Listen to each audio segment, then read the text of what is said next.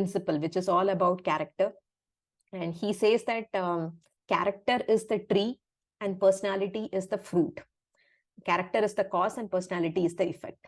So when we focus on building the right character, the right personality of the child would evolve. And he says that just like any other skill development, character formation also requires conscious effort from parents. So instead of, one example he gave, which was very interesting, is that when a child comes back from school, we typically ask, hey, how did you do in that test? What score did you get? Who got the first mark, right? Another famous question, what do you want to be when you grow up? This is something that not just parents, everybody around the child asks, right? So he says, instead of those questions, why don't we consider asking other questions like what kind act did you do today, or what kind act did you observe today? Did you, when you are in a discussion, group discussion, did you give chance to others to speak, right? So these are some of the questions that we don't ask, and the author encourages that we also ask questions related to their character. And the character formation depends on the parents' values. So the author repeats again and again, where he says that the children understand what their parents truly care about, right? So children know that this is what my parents care about, and that is what I need to focus on. So if parents value achievement, parents value marks, parents value success, irrespective of what the effort is, then children will start practicing the same. So he says that parents are the guardians of the child's moral compass. So there has to be more conversations around character building that is required, which is unfortunately not happening. Many reasons he gives. He talks about lack of access to elders, schools, teachers. They all focus primarily on academics and exams, societal pressures to perform, time poverty among parents. So these are the factors that are leading to not giving importance to character building these days. And what parents do, that is what the child learns. We might talk 100 things, but if we do the exact opposite of what we are saying, that is what they would learn. So he correlates that with the concept of mirror neurons. Mirror neurons are something that fires in response to whatever is being observed, right? So when we watch a very emotional movie, right, we see that scene and we start crying as well, right? This is what happens when this is sort of the role of a mirror neuron. When we see someone perform an action, our mirror neurons automatically stimulate that action in our brain. So it is not only related to the actions, even to the emotions and intentions. So if we see somebody in a very sad state, then our mirror neurons will make us imbibe those same feelings as well. So he correlates this very briefly to how mirror neurons help us to experience that common consciousness. I wish he had gone more deeper into this concept, but there's just a brief chapter around this, but very interesting.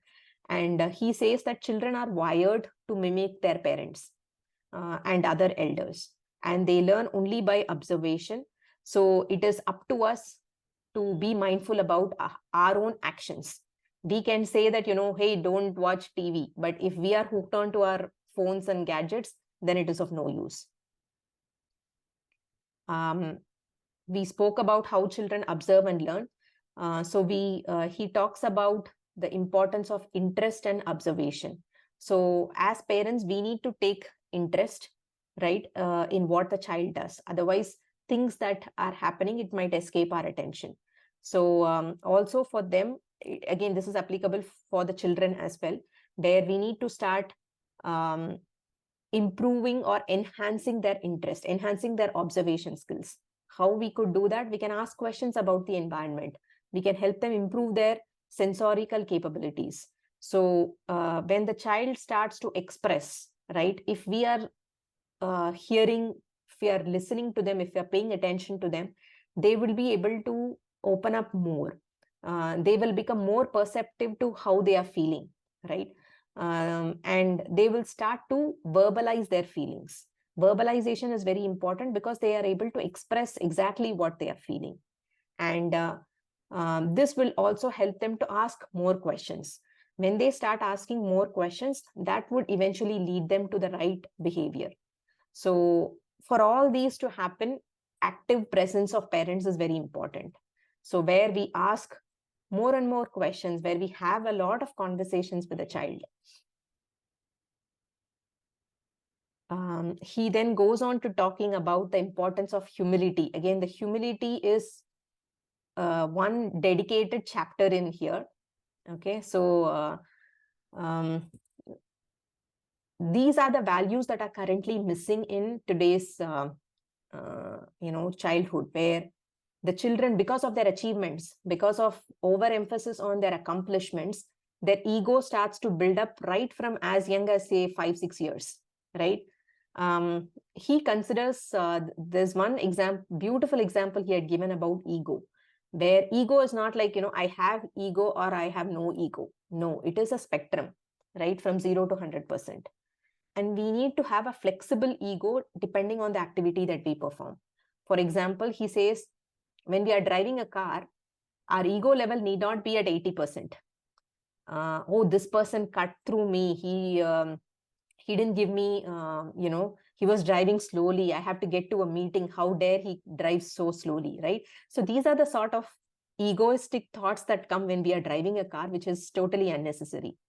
He says there are situations where our ego needs to be at 80%, where, for example, when we are giving a speech in front of a large audience, right? At that time, we need to talk with such conviction, and that conviction comes through ego. So at that time, if our ego level is very low, then we may not be able to inspire the audience. So depending on the activity, we should be able to flexibly change our ego levels, right? This is something that even we as adults are not aware of it. We'll have to learn this first, and then we'll have to teach that to our children as well. So he then talks about various benefits of humility, and he says humility attracts grace, the blessings of the divine. How? He says when a low pressure area is created in the atmosphere, the wind rushes it to fill in that void. So in the same way, when we empty ourselves of arrogance and pride, we create a low pressure area in the heart, which gets filled with grace. This is such an amazing thought. And this is something that we encourage our child to be more humble, to help them to understand that, their achievements don't define them. So these are things that are important to build the character of the child, which will eventually build their personality. So these are the aspects that many of us don't focus on during childhood. And he then talks about building a sense of sacredness towards efforts. So shifting the spotlight from the results to the efforts, right? So even if the child doesn't win a competition, the child should know it is not the end of the world, right? Many times we hear news about teenagers committing suicide. All these are because of excessive focus on results. And if we don't get that result, what will happen? What will my parents say?